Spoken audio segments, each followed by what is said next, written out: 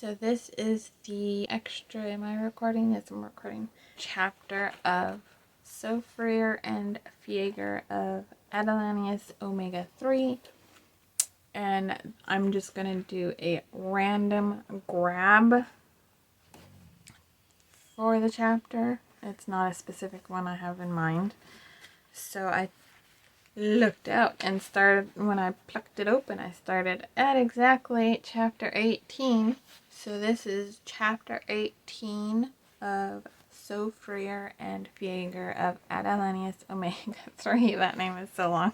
It's the longest name I've ever written, I think.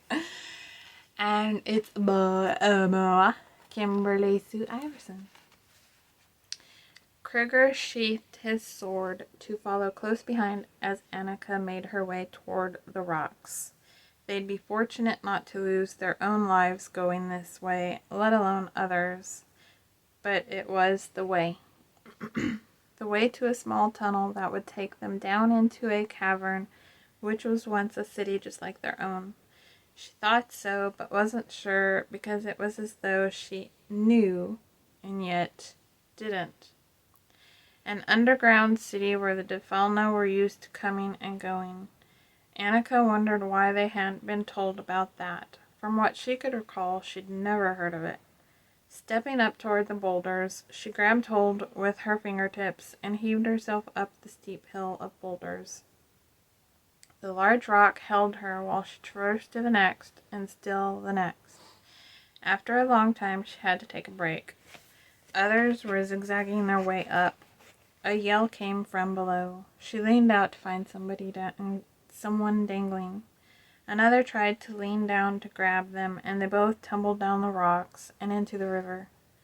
The red against the grave vibrated through her. She couldn't bring herself to stop staring at it. Pheirgr's large body shifted beneath her, and she snapped back to reality. Swallowing around the sudden dryness in her throat, she reached up to the group of rocks and tucked her boot into the hole other rocks provided. The rocks were smaller as they went higher. The rocks beneath her toes shifted. Her pulse skyrocketed. She had enough time to think, "Oh no," before she felt nothing. Her fingers instinctively dug into the rock, only to put too much weight onto the ones above at the wrong time. They too shifted, and the weight of her body made her drop like a lead weight. A quip of shock burst out as she free fell, flailing from the rocks. Her heart lodged in her throat. Fingertips scrabbling for grip, being cut up on the grit of the rock as her fingers constantly scrabbled for grip and lost the war. A large hand caught her by the wrist. The breath caught in Annika's throat, recognizing Pheirgr's touch. The movement caused her to arc to the right. With a grunt and jerk, Pheirgr carried the arc back to the left, and using momentum, he hefted her up to where he stood. Annika slammed face first into the rocks, nicking her cheek.